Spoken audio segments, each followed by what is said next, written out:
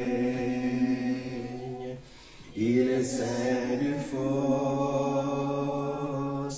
l'Éternel règne, il est sur son trône pour la durée des temps, pour la durée des temps. Dieu est puissant dans les lieux célestes. Ces témoignages sont véritables. La sainteté convient à sa maison pour la durée des temps, pour la durée des temps. Puissance et force sont dans son temple, devant sa face, tout est splendeur, famille des peuples, rendez-lui gloire pour la durée des temps, pour la durée des temps, pour la durée des temps, nous t'adorons pour la durée des temps, nous t'exaltons, car tu es grand et digne de louange, éternel, tu as fait les cieux. Amen.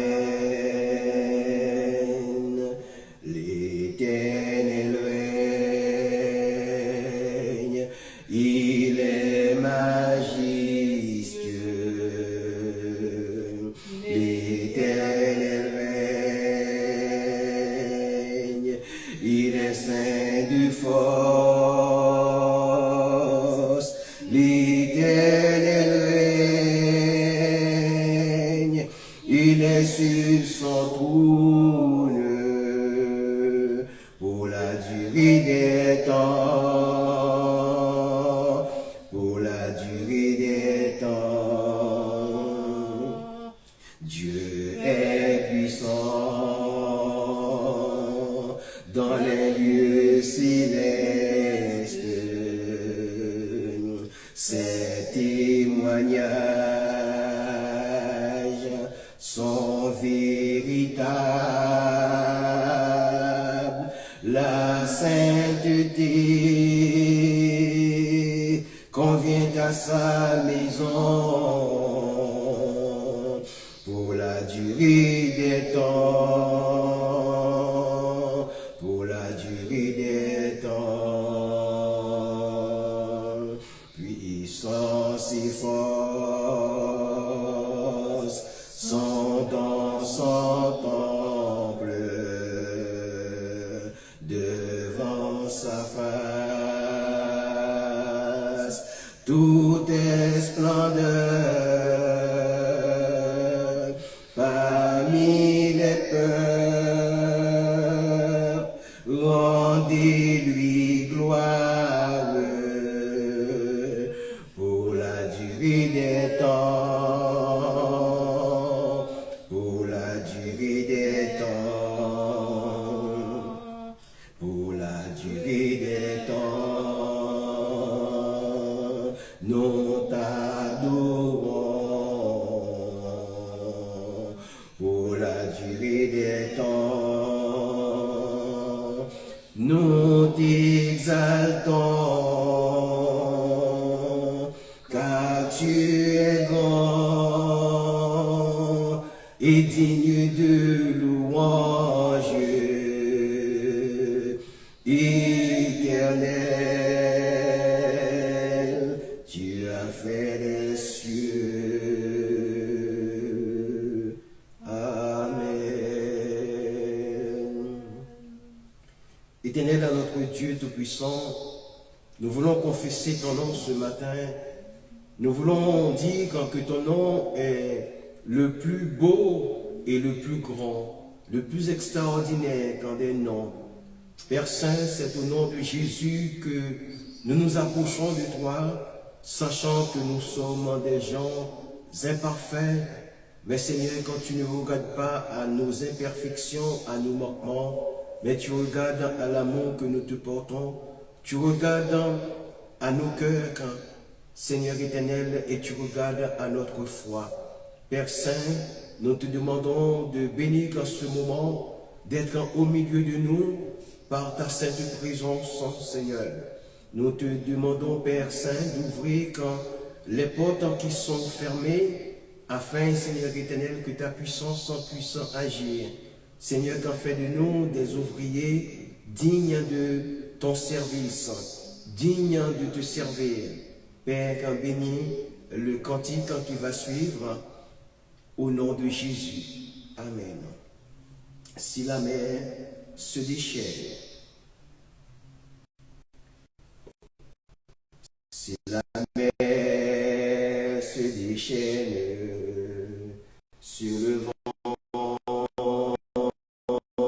souffle fort, c'est ta barque t'entraîne, n'aie pas peur de la mort, c'est ta barque t'entraîne, n'aie pas peur de la mort.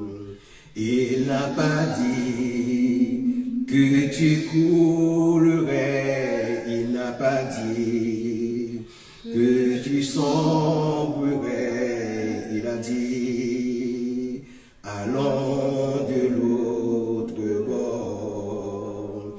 Il n'a pas dit que tu coulerais, il n'a pas dit que tu sombrerais, il a dit allons de l'autre bord.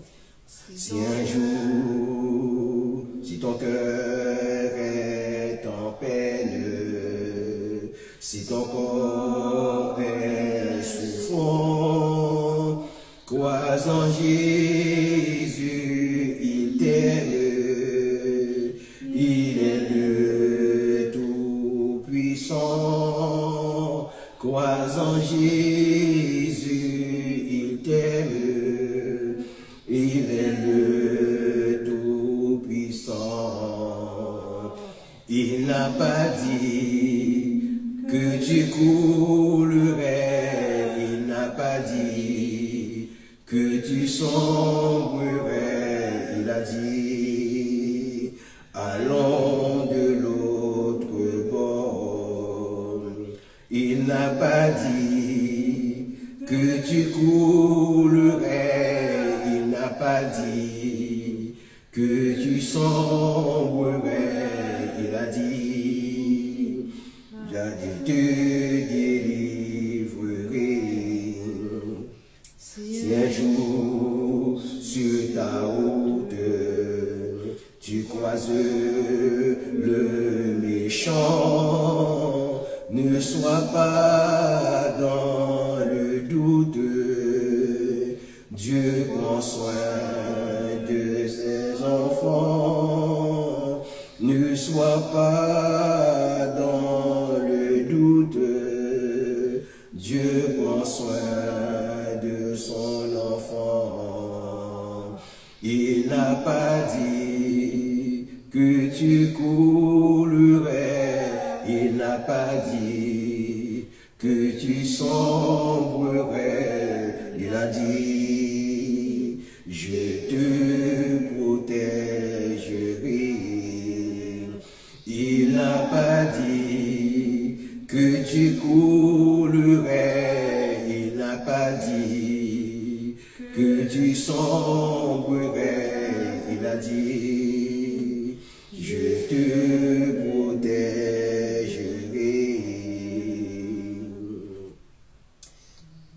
Élevé par chant 11. Élevé à la droite de Dieu, couronné de 1000 couronnes, tu resplendis comme un soleil à Dieu. Les êtres crient autour de ton trône, page 11, à l'agneau de Dieu, soit la gloire. À l'agneau de Dieu, la victoire. À l'agneau de Dieu, soit le règne pour tous les siècles. Amen. L'Esprit Saint et l'épouse fidèle disent viens, c'est le cœur qui appelle, viens, ô Jésus, toi l'époux bien-aimé, tous tes élus ne cessent de chanter à l'agneau de Dieu, soit la gloire. À l'agneau de Dieu, la victoire. À l'agneau de Dieu, soit le règne pour tous les siècles. Amen. Tous les peuples et toutes les nations d'un seul cœur, avec des milliers d'anges, entendront en l'honneur de son nom ce chant de gloire avec force et louange. À l'agneau de Dieu soit la gloire. À l'agneau de Dieu la victoire. À l'agneau de Dieu soit le règne pour tous les siècles. Amen. Chers amis, c'est une grâce de parler de la part du Saint-Esprit. C'est une grâce de témoigner de la grandeur de notre Sauveur, le Seigneur Jésus-Christ. Et ce matin, je vais partager avec vous un thème, un sujet tout à fait particulier, parce que l'auteur qui a écrit le texte est un auteur très peu connu, mais qui nous a laissé par ses pensées des paroles pleines de sagesse. Je vous invite à ouvrir, si vous possédez une Bible, à ouvrir votre Bible dans le livre des Proverbes. Le Proverbe chapitre 30, nous allons lire quelques versets parce que l'enseignement porte sur la totalité du chapitre. On va lire quelques versets simplement. Le verset 1 dit « Parole d'Agur, fils de Jaquet, sentence prononcée par cet homme pour Itiel et pour Ucal. Certes, je suis plus stupide que personne, et je n'ai pas l'intelligence d'un homme. Je n'ai pas appris la sagesse, et je ne connais pas la science des saints. Qui est monté aux cieux, et qui en est descendu, qui a recueilli le vent dans ses mains, qui a serré les eaux dans son vêtement, qui a fait pareil les extrémités de la terre. Quel est son nom et quel est le nom de son fils? Le sais-tu? Le verset 24 dit, il y a sur la terre que 4 animaux. On prend plutôt le verset 21. 3 choses font trembler la terre. Il en est 4 qu'elle ne peut supporter. Un esclave qui vient à régner, un insensé qui est rassasié de pain, une femme dédaignée qui se marie et une servante qui hérite de sa maîtresse. Il y a sur la terre 4 animaux, petits et cependant des plus sages. Les fourmis, peuple sans force, préparent en été leur nourriture. Les damanses, peuple sans puissance, placent leur demeure dans les rochers. Les sauterelles n'ont point de roi, et elles sont toutes par division. Le lézard saisit avec les mains et se trouve dans les palais des rois. Il y en a 3 qui ont une belle allure et 4 qui ont une belle démarche. Le lion, le héros des animaux, ne reculant devant qui que ce soit. Le cheval tout équipé, ou le bouc et le roi à qui personne ne résiste. Si l'orgueil te pousse à des actes de folie, et si tu as de mauvaises pensées, mets la main sur ta bouche, car la pression du lait produit de la crème. La pression du nez produit du sang, et la pression de la colère produit des querelles. Amen.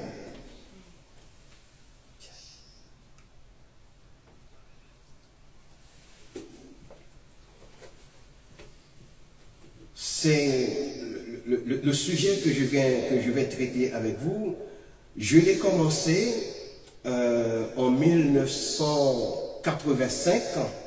En 1985, alors que nous étions à Aubervilliers, dans la région parisienne.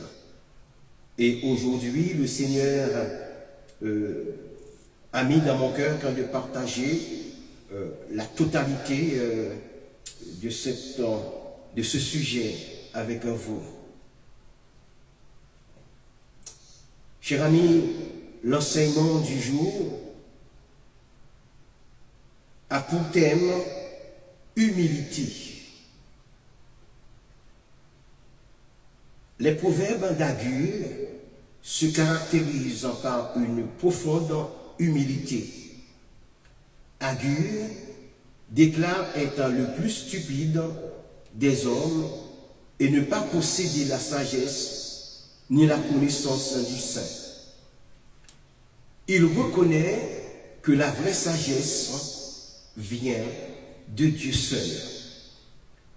Il pose des questions rhétoriques qui soulignent la grandeur de Dieu et l'impuissance de l'homme à comprendre pleinement sans révélation divine.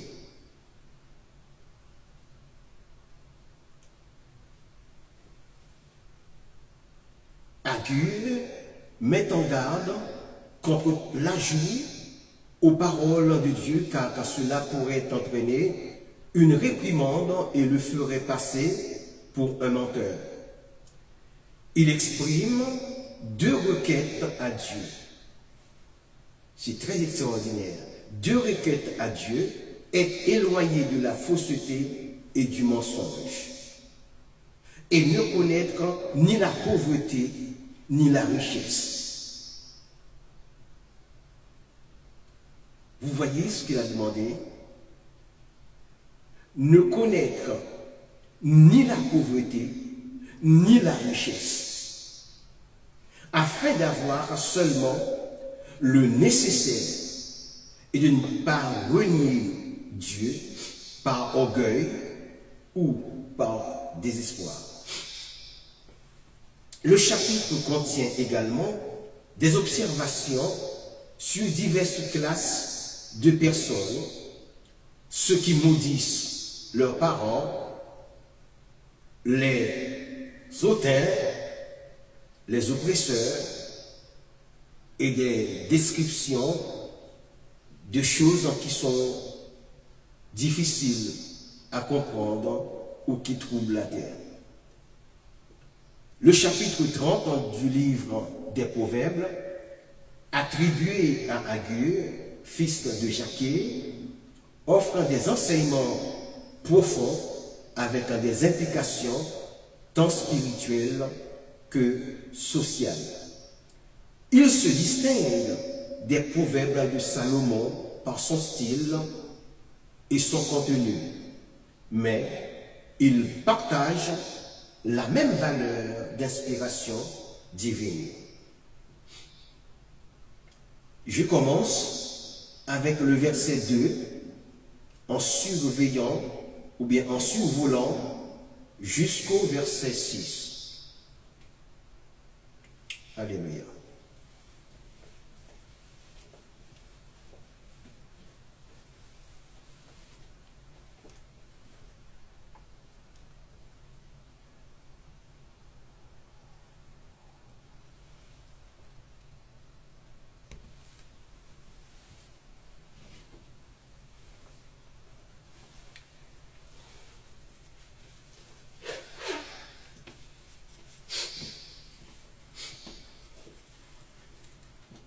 Agur commence par une confession d'humilité.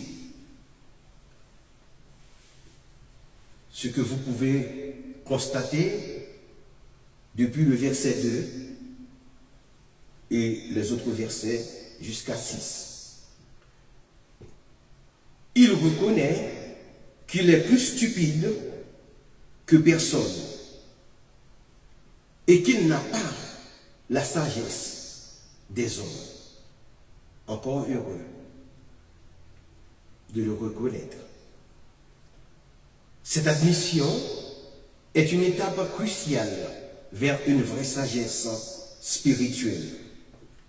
Il pose des questions rhétoriques sur l'identité de Dieu et sa puissance créatrice, soulignant l'incapacité de l'homme à comprendre pleinement les choses divines par la seule raison. Cela met en lumière la nécessité de la révélation divine pour connaître Dieu.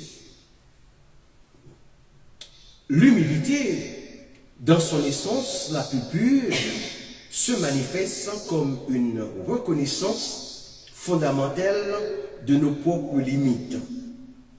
Elle est l'aveu sincère de l'ignorance inhérente à la condition humaine, une compréhension que, malgré tous nos efforts et nos découvertes, l'univers demeure vaste et insondable.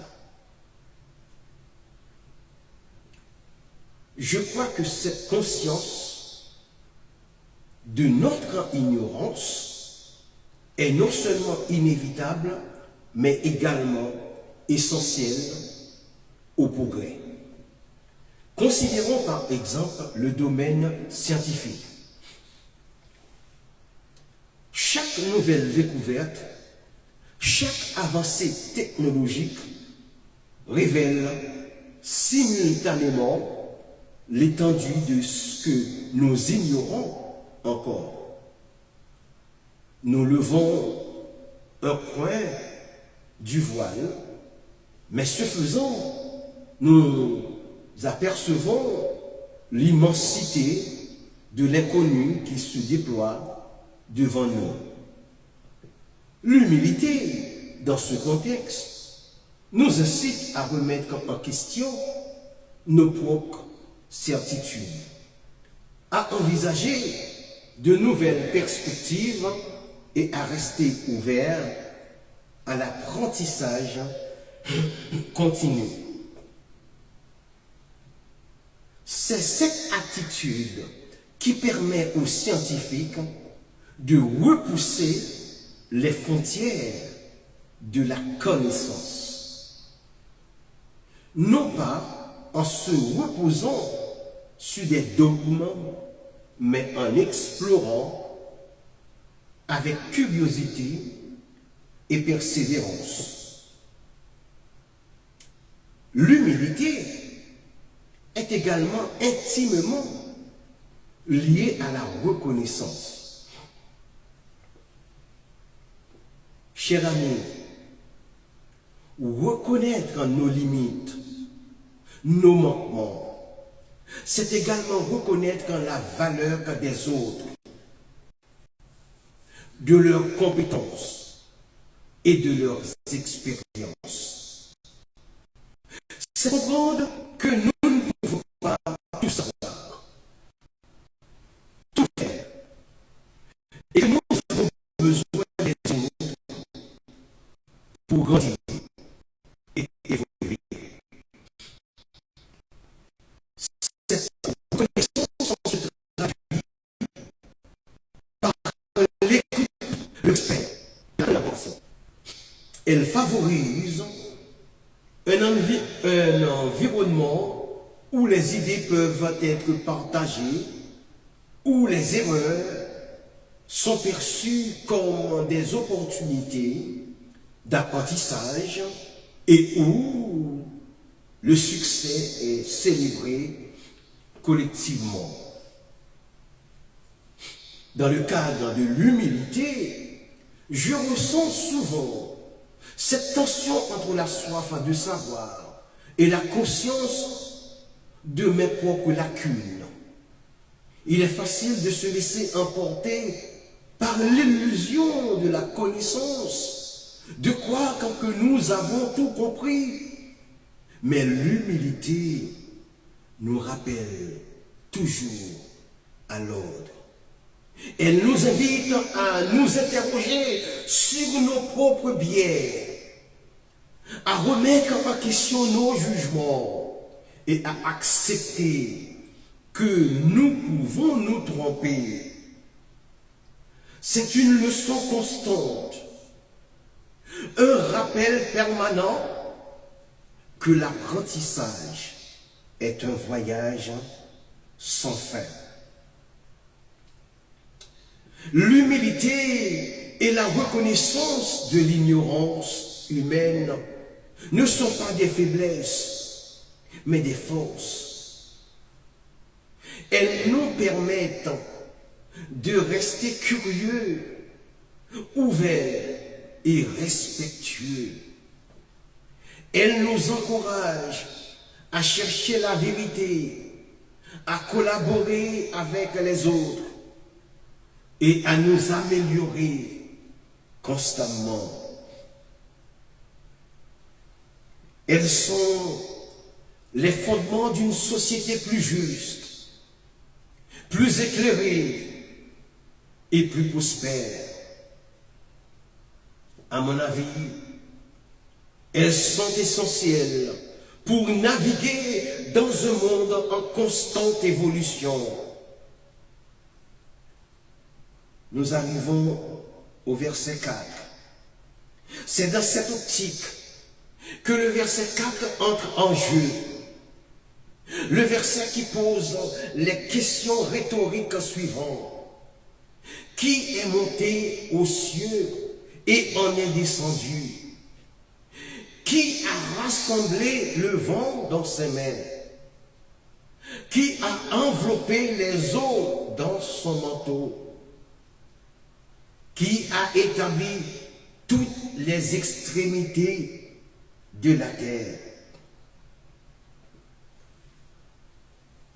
Chers amis, Je me rappelle encore ce dimanche de l'année 1985 où j'ai prêché sur ce sujet, mais c'était tout à fait succinct. Et aujourd'hui, le Seigneur me donne la possibilité de l'étendre, de le développer dans toute son originalité. La question qui est posée au verset 4, encore, quel est son nom et quel est le nom de son fils, si tu le sais. Ce questionnement est souvent interprété de la manière suivante, dans la rhétorique chrétienne. Qui est monté aux cieux et en est descendu? Cette question est fréquemment mise en parallèle avec l'ascension et la descente du Christ. Jésus est considéré comme celui qui est descendu du ciel pour venir sur la terre par l'incarnation et qui est ensuite retourné au ciel, en un mot, l'ascension. Puis, qui est spirituellement descendu par le Saint-Esprit.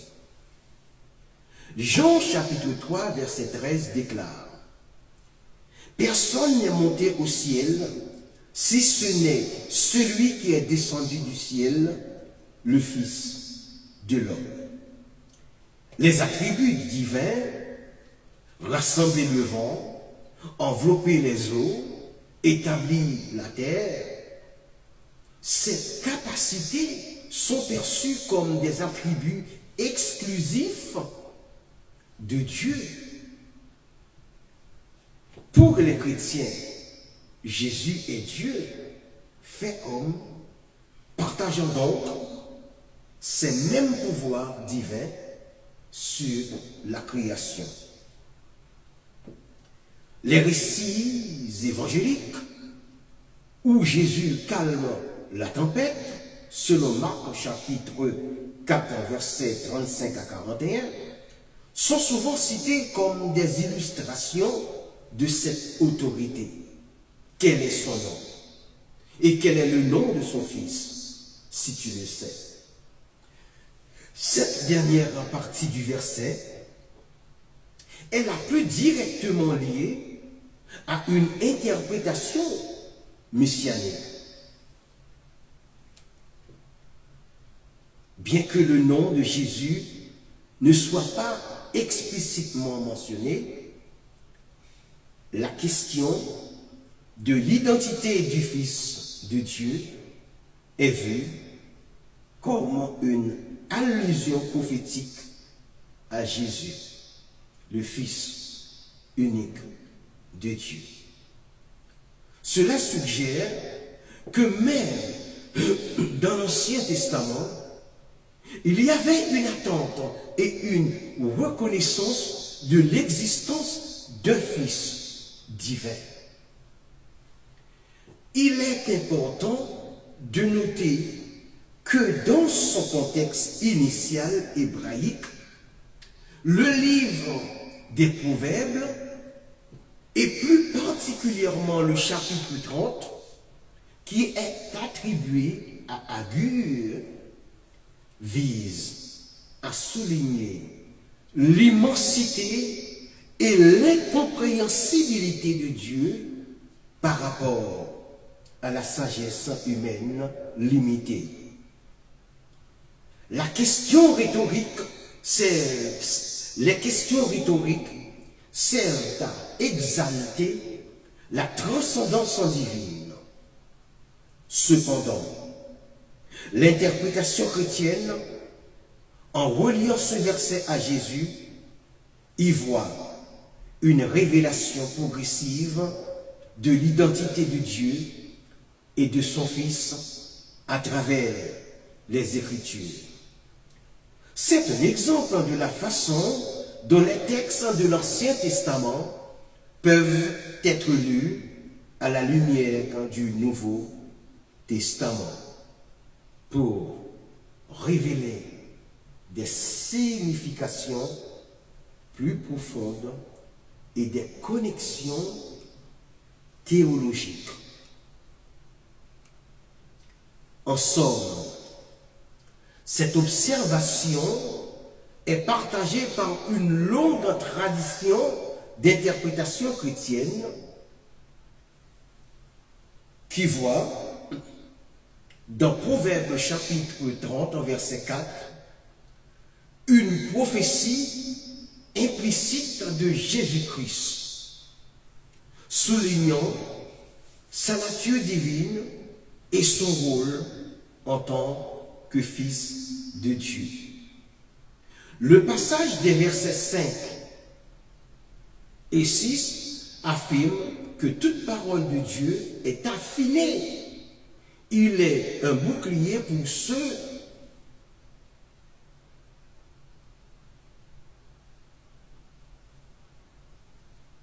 Elle est un bouclier, la parole de Dieu, elle est un bouclier pour ceux qui s'attendent à lui.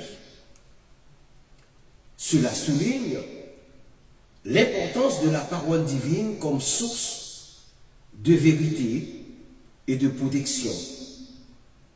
Il met en garde contre l'ajout et le retrait des paroles de Dieu, insistant sur leur intégrité et leur autorité. C'est un principe fondamental pour la vie spirituelle et la doctrine. La parole de Dieu comme fondement est une exploration de la manière dont les Écritures, considérées comme la révélation divine, servent de base à la compréhension du monde, de la moralité et de la foi.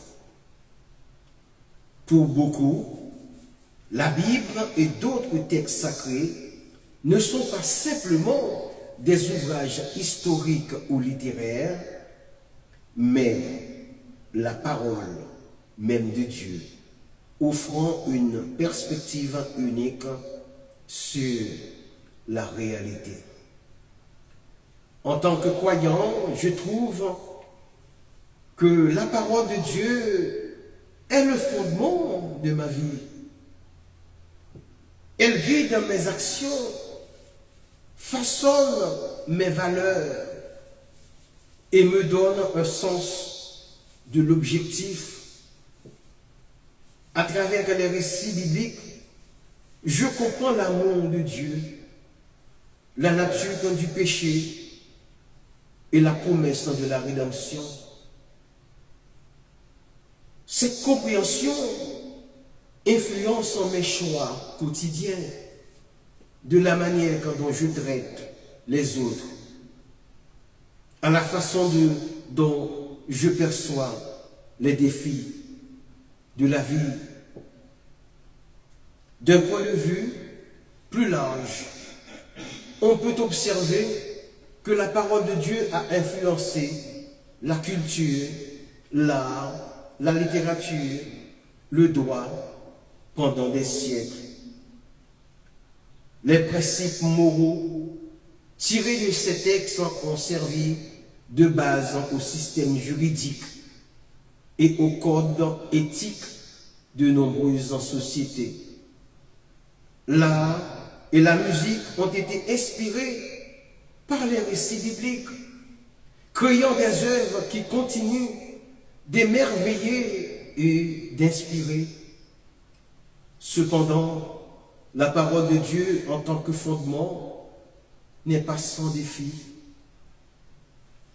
L'interprétation des textes sacrés est souvent sujette à controverse. différentes traditions religieuses peuvent avoir des interprétations divergentes des mêmes passages. Il faut avoir de la sagesse et l'humilité. Cette façon conduit à des débats et parfois à des conflits. De plus, la confrontation entre les enseignements religieux et les découvertes scientifiques pose des questions sur la manière d'harmoniser la foi et la raison. Néanmoins, pour ceux qui acceptent la parole de Dieu comme le fondement, elle offre une source de réconfort, d'espoir et de direction. Elle fournit un cadre pour comprendre le sens de la vie, les relations humaines et le rôle de l'individu dans le monde. Elle propose des réponses aux questions fondamentales sur l'existence, la souffrance et la mort. En somme, la parole de Dieu, quel que soit le texte sacré considéré, joue un rôle crucial pour beaucoup de personnes. Elle sert de fondement à la foi, à la moralité et à la compréhension du monde, bien que son interprétation puisse être complexe et sujette à débat. Son influence sur la culture et la vie personnelle est indéniable. Elle reste une source d'inspiration. Oui, cette parole reste une source d'inspiration, de guidance et de sens pour ceux qui la considèrent comme la révélation divine. Voyons maintenant ce que nous pouvons tirer des versets 7 à 9. Dans la quête de la sagesse, Agur, dans sa prière, nous offre une perspective perspicace sur la recherche de l'équilibre dans la vie. Il exprime des requêtes fondamentales à Dieu, formulant ainsi une demande pour une vie vécue avec mesure et humilité. La première requête d'Agur est une supplication contre la fausseté et le mensonge. Il aspire à une existence empreinte de vérité, où l'intégrité prévaut.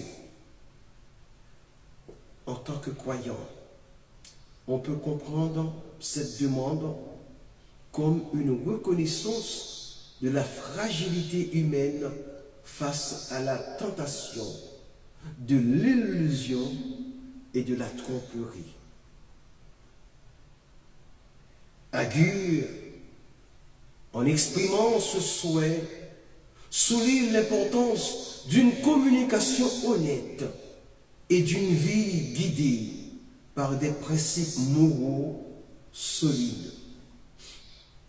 La seconde partie de sa prière révèle une compréhension profonde des pièges potentiels de la richesse et de la pauvreté.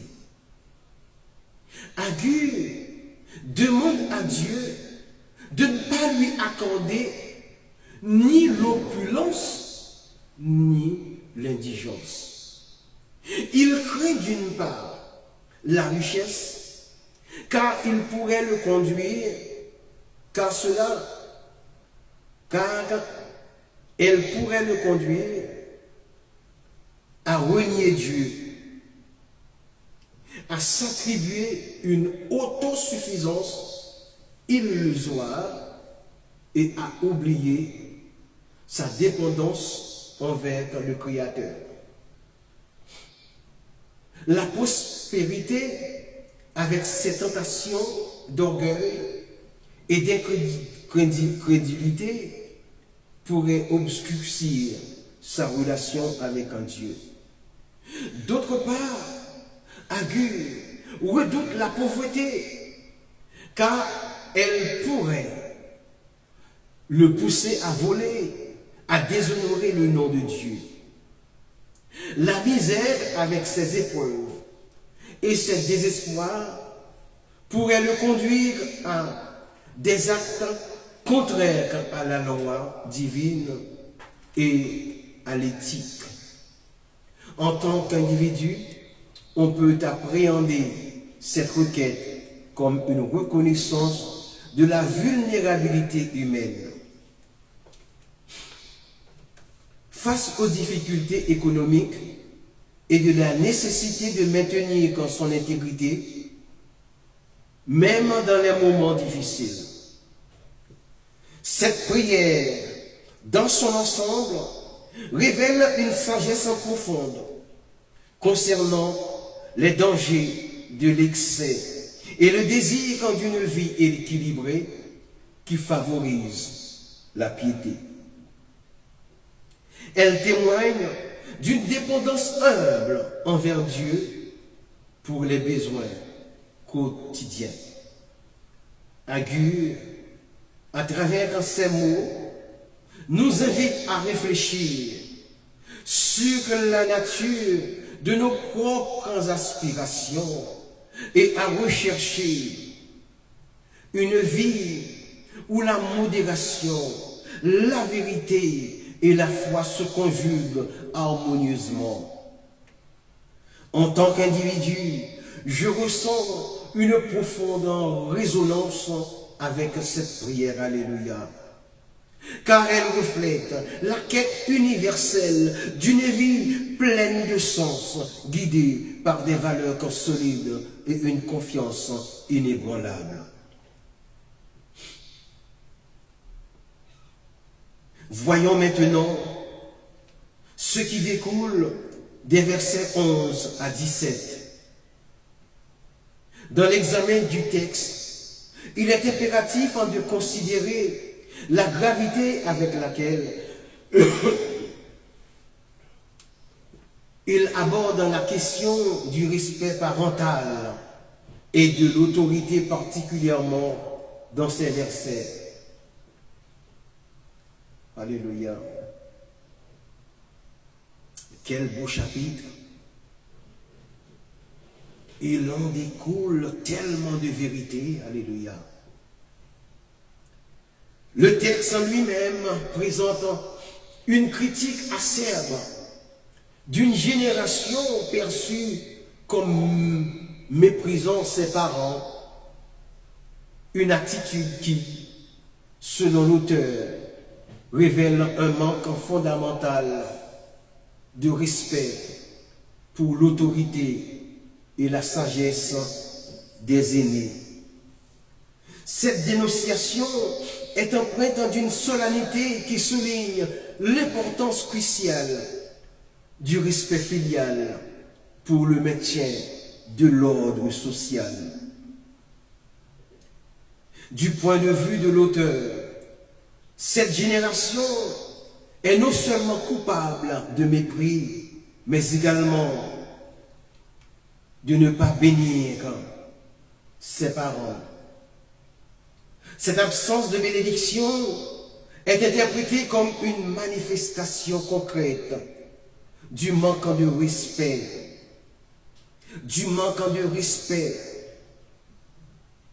une omission lourde de conséquences.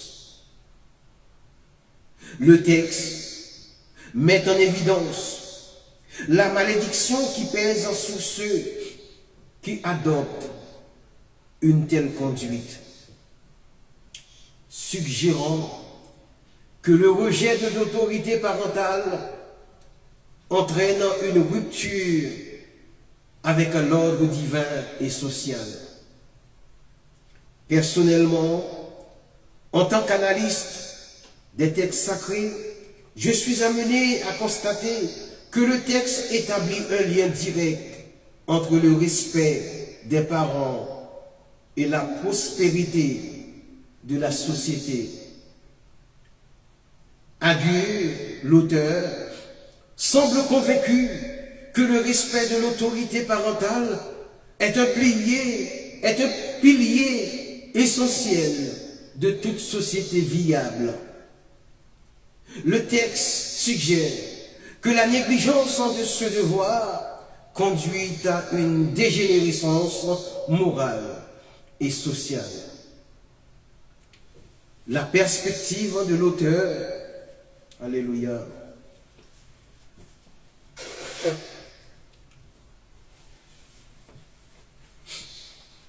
alléluia, quel beau texte. La perspective de l'auteur est claire. Une société qui rejette l'autorité, qu'elle soit divine ou parentale, est intrinsèquement en danger. Je peux comprendre cette inquiétude, car l'histoire nous enseigne que les sociétés qui ont perdu le respect de leurs traditions et de leur figure d'autorité ont souvent sombré dans le chaos et la décadence.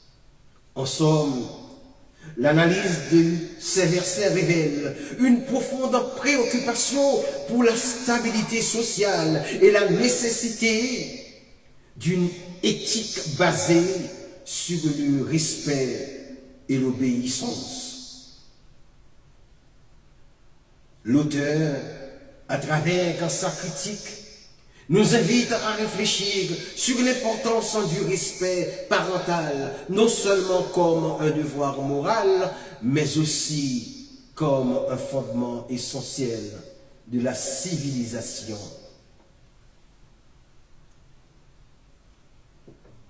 Allons voir ce que l'auteur nous dit au verset 12. L'arrogance et la fausse droiture, telles que décrites, révèlent une complexité morale qui mérite une attention toute particulière.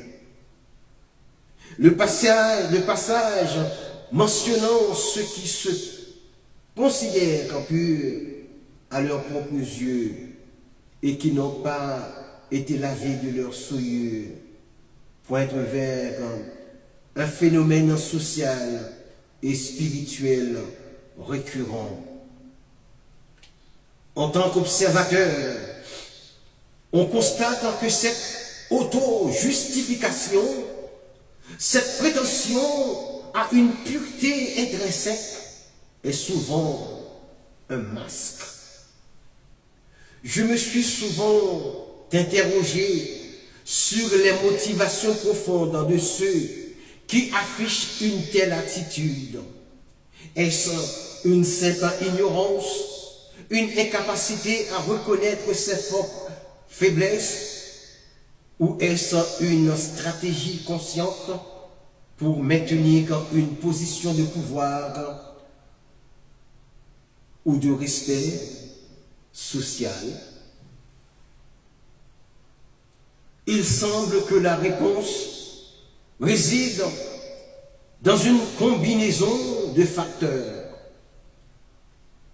L'orgueil spirituel, comme le souligne le texte, est un obstacle majeur.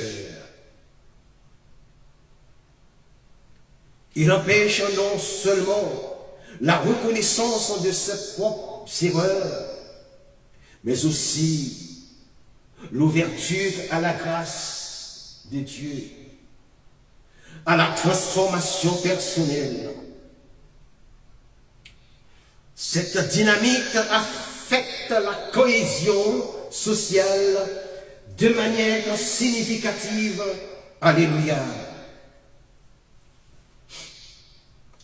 L'arrogance crée une barrière entre les individus.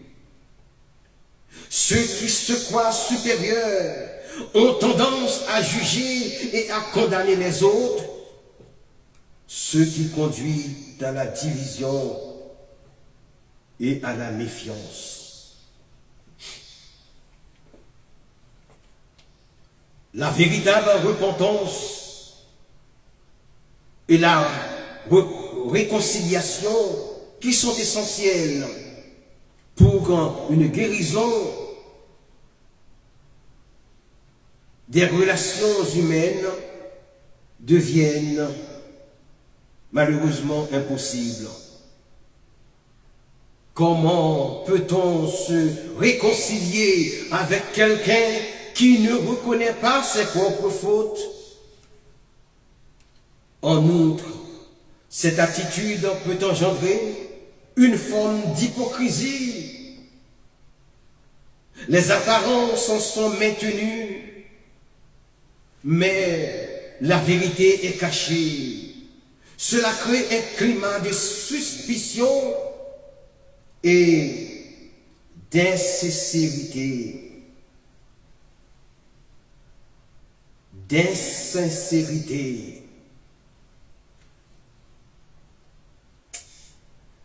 On observe souvent que ceux qui se montrent les plus rigides dans leur jugement sont en réalité les plus vulnérables à leur propre faiblesse. En somme, l'arrogance et la fausse droiture sont des maux qui gangrènent les sociétés. Elles entravent la croissance personnelle, détruisent les relations et empêchent la construction d'un monde plus juste et plus harmonieux. Il est donc crucial de reconnaître ces attitudes et de les combattre, non pas par la condamnation, mais par la promotion de l'humilité, de la compassion et de la recherche sincère de la vérité. Nous entrons maintenant dans le verset 14 du chapitre 30 des Proverbes.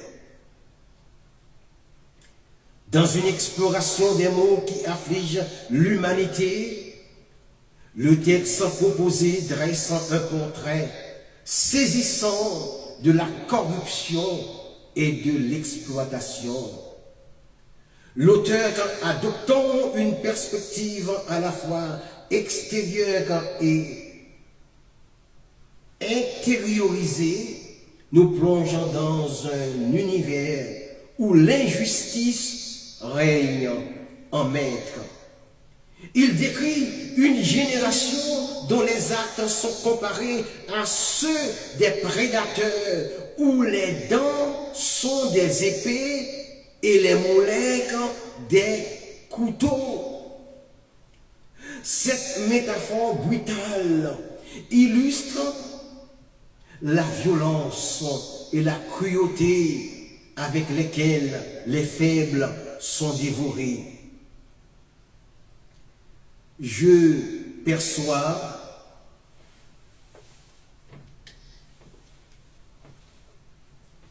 à travers ces mots une critique acerbe de l'ordre social. L'auteur ne se contente pas de décrire, mais il dénonce. Il met en lumière l'oppression des pauvres et des vulnérables, victimes de la cupidité et de la soif de pouvoir des puissants. L'expression, je cite, « dévorer les affligés, de dessus la terre, et les nécessiteux d'entre les hommes résonne comme un cri d'alarme. » Elle souligne la vulnérabilité de ceux qui sont marginalisés, qui sont vulnérables. Alléluia.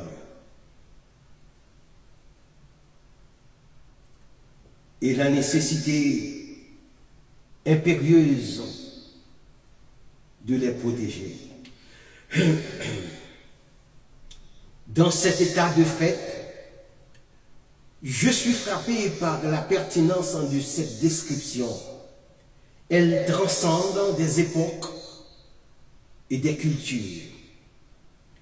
Aujourd'hui encore, nous sommes confrontés à des situations similaires où les plus faibles sont exploités, où la justice sociale est bafouée. La responsabilité sociale évoquée implicitement est un enjeu majeur. Elle nous rappelle que nous avons le devoir de protéger les plus vulnérables, de lutter contre l'injustice et de construire un monde plus équitable. Je crois que cette critique de la corruption et de l'exploitation nous invite à une profonde réflexion. Elle nous pousse à remettre en question nos propres actions et nos propres valeurs. Elle nous incite à nous engager activement dans la défense des droits de ceux qui sont marginalisés et à œuvrer pour un monde où la justice et l'équité, prévalent. Maintenant, allons explorer les versets 15 à 16 pour voir les leçons à tirer pour nos vies. La nature insatiable du péché, tel que décrit dans le texte, se révèle être une exploration profonde de la condition humaine et de ses faiblesses inhérentes. Le passage, en employant une perspective mixte, nous invite à une réflexion sur l'avidité et l'insatiabilité qui caractérisent certains aspects de l'existence. La censure, avec ces deux fils, constamment réclament, donne. C'est un emblème puissant de cette soif incessante. Vous connaissez la censure? Eh bien, Agurk a fait mention de ce petit animal dans son texte. La censure avec ses deux filles, constamment réclamant, donne, c'est un emblème puissant de cette soif incessante. En tant que croyant, on ne peut s'empêcher de remarquer la finesse de cette métaphore. La censure, par sa nature même, est vouée à l'aspiration, à l'extraction continue. De même, certains désirs humains, qu'ils soient matériels ou spirituels, semblent dépourvus de limites. L'individu, alléluia, pris dans cette spirale, se retrouve constamment en quête d'une satisfaction qui lui échappe. L'analyse de cette dynamique révèle une vérité amère.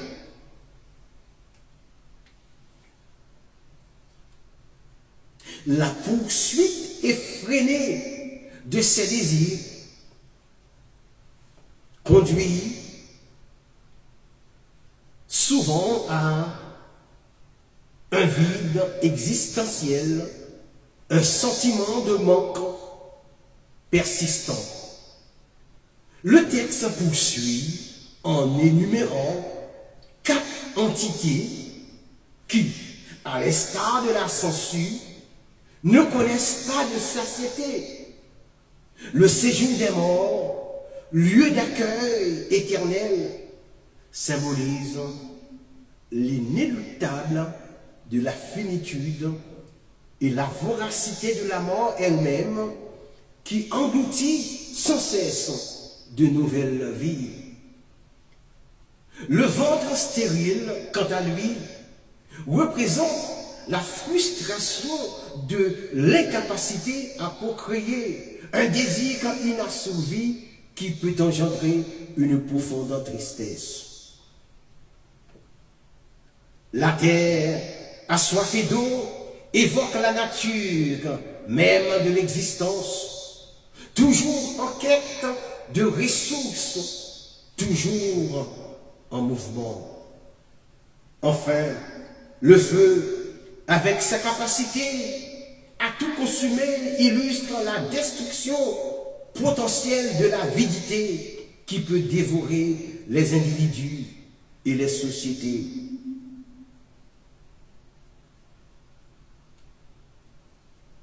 En tant que témoin de cette réalité, je constate que ces images, bien que sombres, révèlent une compréhension profonde de la psyché humaine. Elles mettent en lumière la complexité des motivations et des désirs, ainsi que les conséquences de leur non-maîtrise. L'insatiabilité, qu'elle se manifeste dans la quête de richesse, de pouvoir ou de plaisir, est un piège qui peut mener à la destruction. L'individu doit donc en toute conscience s'efforcer de modérer ses appétits et de cultiver une certaine forme de contentement. En somme, l'examen de la nature insatiable du péché, tel qu'il est présenté dans ce texte, est une invitation à la réflexion. Il nous exhorte à examiner nos propres désirs, à reconnaître les limites de nos aspirations et à rechercher un équilibre qui nous permette de vivre une existence plus sereine et plus pleine. C'est une leçon intemporelle sur la condition humaine, une mise en garde contre les dangers de l'avidité et un appel à la sagesse. Puis, c'est le tour des versets 18 et 19.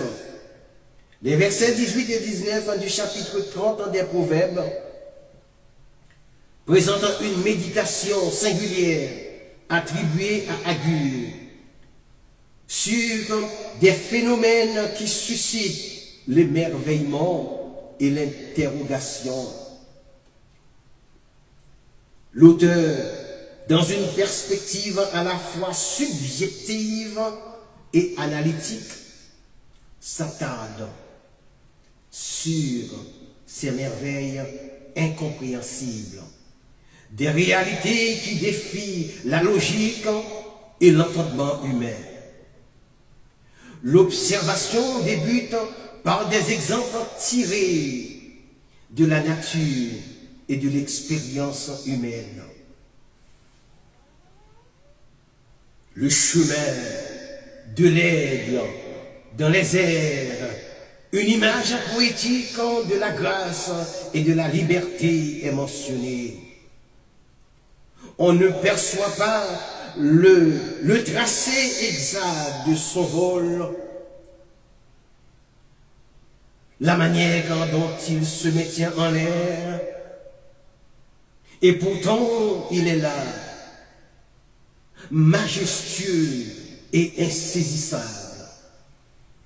Vient ensuite le serpent sur le rocher, dont la trajectoire sinueuse laisse une trace imperceptible.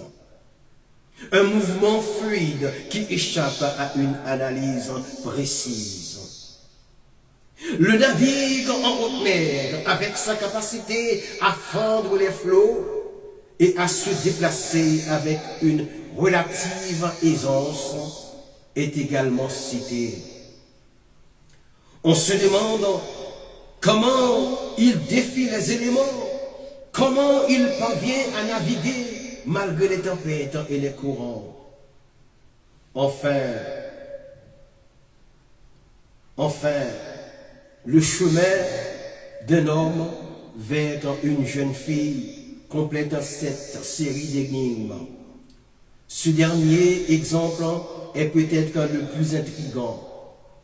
Il évoque la complexité des relations humaines, la force de l'attirance et de l'amour, ainsi que les mystères qui entourent la rencontre et l'union.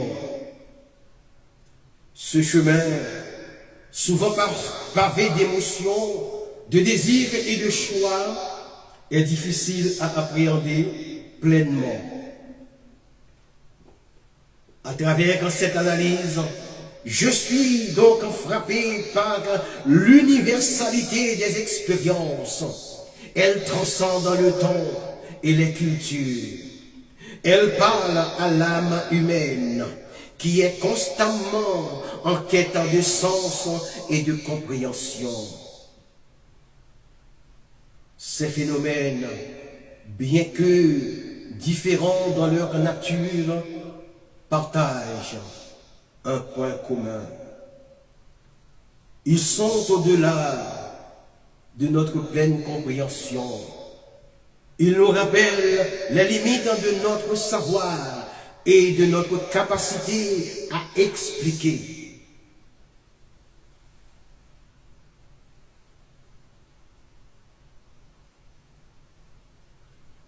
Sur le plan spirituel, ces merveilles incompréhensibles peuvent être interprétées comme des métaphores, des voies mystérieuses de Dieu. La manière dont Dieu agit dans le monde, ses desseins, ses plans dépassent souvent notre entendement.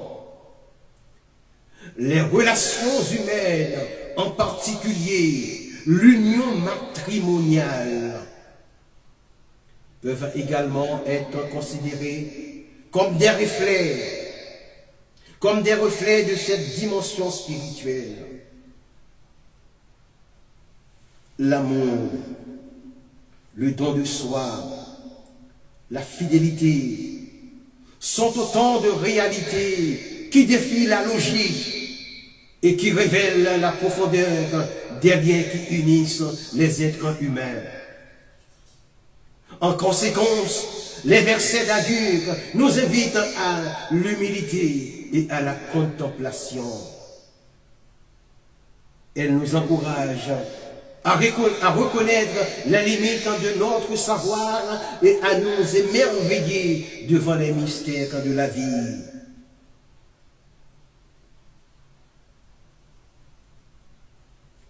Il nous rappelle que certaines choses, bien que difficiles à saisir, sont belles et précieuses. Il nous ouvre à la possibilité d'une dimension spirituelle où la foi et l'amour sont les clés de la compréhension. Dans les versets 21-24 du chapitre 30 des Proverbes, se trouve une réflexion poignante sur la fragilité et la fragilité et la complexité de l'existence humaine, exprimée à travers une série d'images frappantes. L'auteur, ou plutôt la sagesse proverbiale, qui s'exprime ici, énonce d'abord 3 choses qui font trembler la terre, et ensuite 4 que la terre ne peut supporter. Cette juxtaposition crée un effet de contraste saisissant, mettant en lumière la vulnérabilité inhérente à notre condition. La première des 3 choses qui font trembler la terre est le serviteur qui règne. On imagine ici une inversion de l'ordre social, où celui qui était autrefois assujetti se retrouve au pouvoir.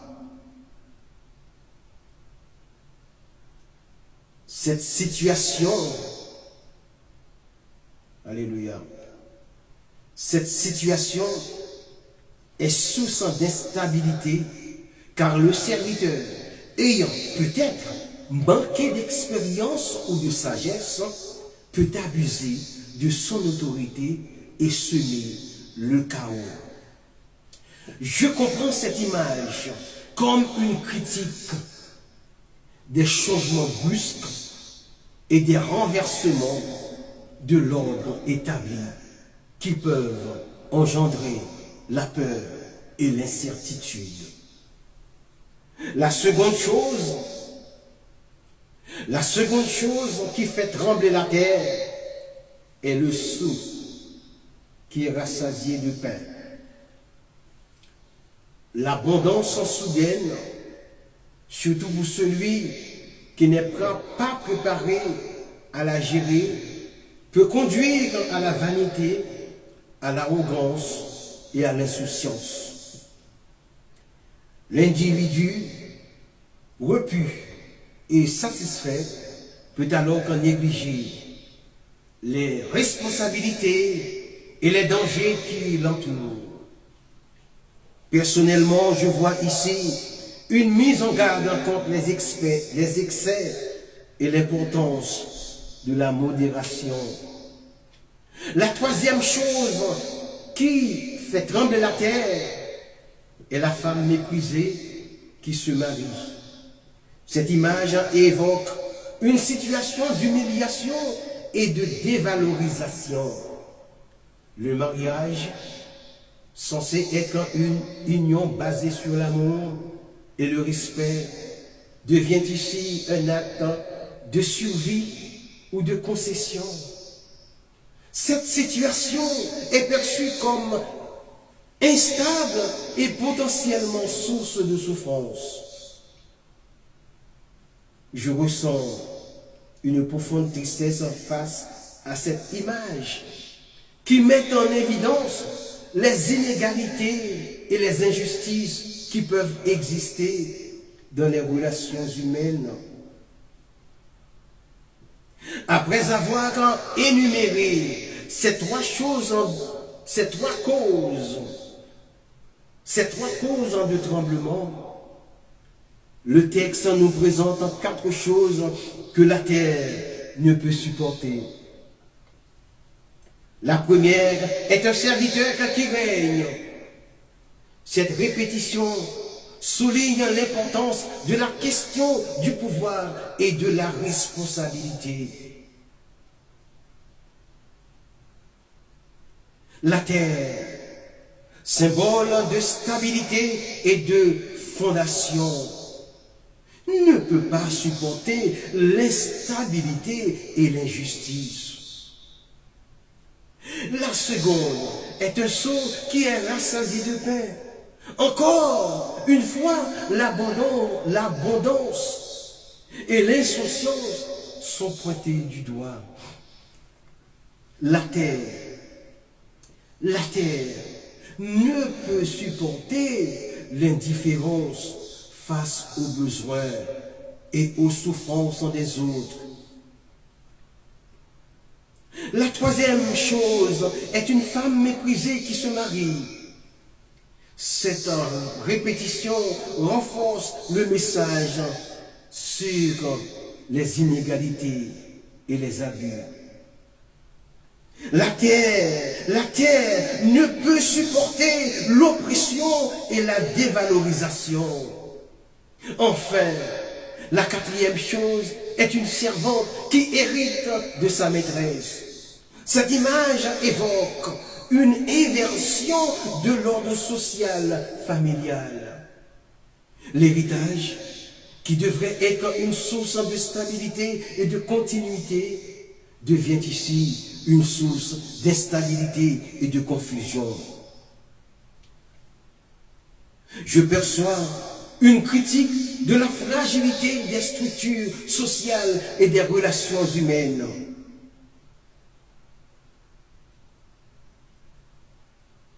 Alléluia. En réalité, ce passage des Proverbes est une méditation sur la nature humaine et la fragilité de l'existence. Il nous invite à réfléchir sur les sources d'instabilité et de souffrance et à rechercher la sagesse, la modération et la justice. Je crois que ce texte est toujours d'actualité car il nous rappelle les défis auxquels nous sommes confrontés dans notre monde et l'importance de construire des sociétés plus justes et plus équilibrées. Nous arrivons maintenant au dernier bloc comprenant les versets 21 à 30. Dans l'œuvre d'Agur, un regard attentif sur les types d'individus perturbateurs révèle une analyse fine des dynamiques sociales et des sources potentielles de désordre. L'auteur, par le biais d'une série de 4 choses qu'il juge intolérables et ou déplacées, nous invite à une réflexion profonde sur la nature humaine et les conséquences de certaines positions sociales. Premièrement, l'esclave devenu roi représente une figure emblématique de l'abus de pouvoir. On peut imaginer avec une certaine amertume le sort de celui qui, arraché à l'humiliation de l'esclavage, accède soudainement au sommet de la hiérarchie. Ce changement radical, dépourvu de la préparation et de l'expérience nécessaires, engendre inévitablement l'instabilité. Le nouveau roi, porté par une soif de revanche ou une méconnaissance des responsabilités, risque de gouverner avec cruauté et incompétence, menant ainsi à la souffrance le peuple et à l'effondrement de l'ordre social. Deuxièmement, l'insensé rassasié de pain illustre l'arrogance des sots. Ayant accédé à la richesse, ces individus se persuadent de leur propre sagesse, ignorant même leur propre ignorance. Leur insuffisance et leur manque de discernement les conduisent à des actions imprudentes, semant le trouble et la confusion. On perçoit ici une critique acerbe de l'ascension sociale et de la vanité humaine qui aveugle et corrompt. Troisièmement, la femme haïe qui se marient évoquent les unions malheureuses. Ces mariages, bien que légaux, sont marqués par le mépris et la discorde. La présence de la haine au sein du foyer est une source de conflits constants, empoisonnant la vie des époux et affectant l'ensemble de la société. Oui, le texte d'Agur transcende les époques.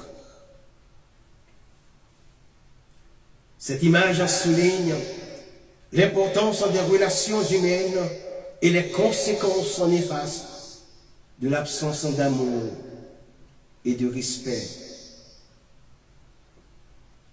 Chers amis, en tant qu'analyste des textes sacrés, je ressens une certaine inquiétude face à ces figures perturbatrices.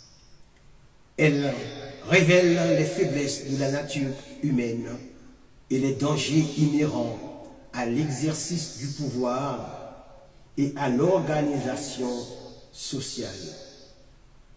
L'analyse d'Agur est une mise en garde, un appel à la prudence et à la sagesse, afin d'éviter les pièges qui mènent à l'instabilité et au malheur. Elle nous rappelle que la véritable grandeur réside dans l'humilité, la connaissance et l'amour, et non dans l'ascension sociale ou la richesse matérielle. Dans le tissu complexe des proverbes, le chapitre 30 se dresse comme une méditation singulière, tissant ensemble des fils de sagesse, d'observation et de critique sociale.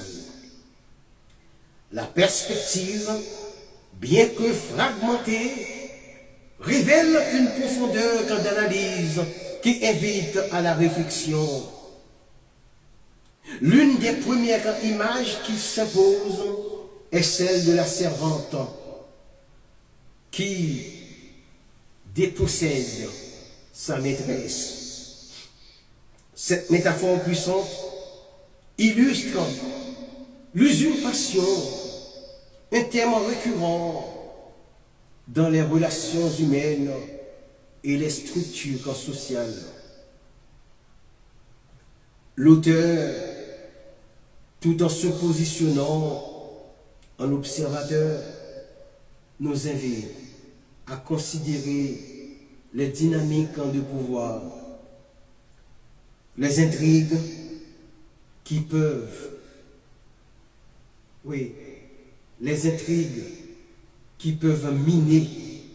miner les fondations d'un foyer ou d'une société. Je ressens ici une mise en garde, un avertissement contre les ambitions démesurées et les stratégies sournoises qui, à terme, ne mènent qu'à la destruction. Ensuite, dans le texte, nous présentons 4 petites créatures sages qui sont la fourmi, le daman, la sauterelle et le lézard. Ces animaux, par leur comportement, incarnent des principes de sagesse, pratique et d'organisation sociale. Commençons par la fourmi. La fourmi, avec son labeur constant et sa prévoyance, nous enseigne la diligence. Le daman, malgré sa faiblesse apparente, trouve un refuge dans les rochers, symbolisant la prudence et la recherche de sécurité. La sauterelle, par son unité et sa capacité à avancer collectivement, nous rappelle l'importance de la coopération. Quant au lézard, qui s'accroche fermement au mur, il illustre la ténacité et la capacité à s'adapter. Dans cette analyse, je perçois un appel à l'humilité, à l'observation de la nature pour en tirer des leçons de vie. L'auteur évoque 4 êtres majestueux: le lion, le coq, le bouc et le roi.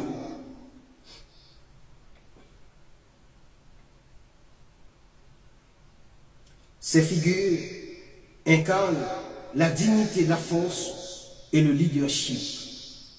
Le lion, symbole de la puissance et du courage, nous rappelle la nécessité de la force morale. Le coq, avec son chant matinal, évoque la vigilance et la prise de conscience. Le bouc, par sa robustesse, symbolise la persévérance. Enfin, le roi, figure de l'autorité, représente la responsabilité et la justice. Ces images combinées suggèrent une vision de la société où la force, la sagesse et la justice sont essentielles. En conclusion, le chapitre 30 des Proverbes est une exploration complexe de la condition humaine. Il nous parle de la sagesse divine, de l'humilité humaine, des dangers extrêmes,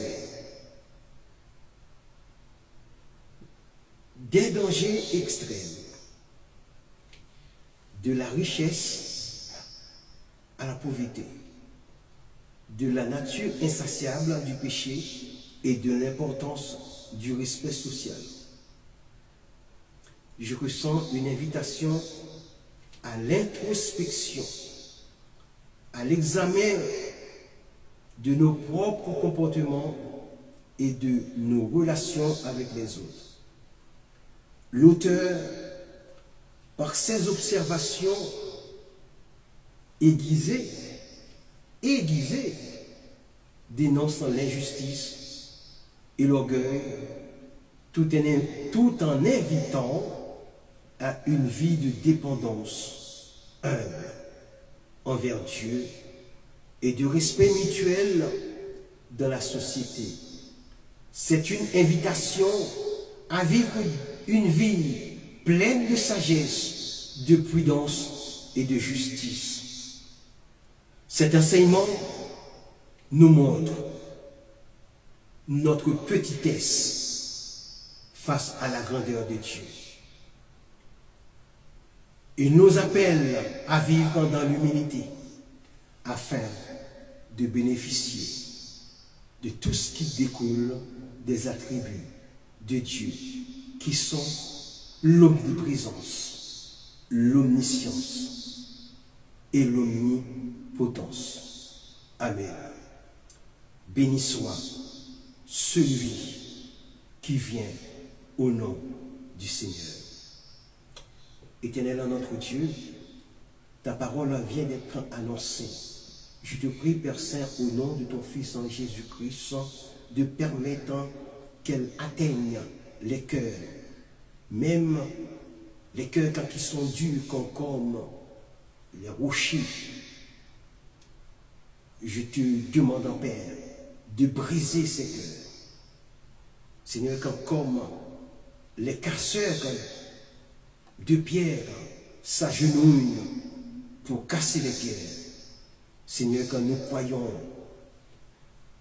que c'est lorsque nous nous mettons à genoux pour prier que les cœurs quand les plus durs seront brisés devant la puissance de l'Esprit.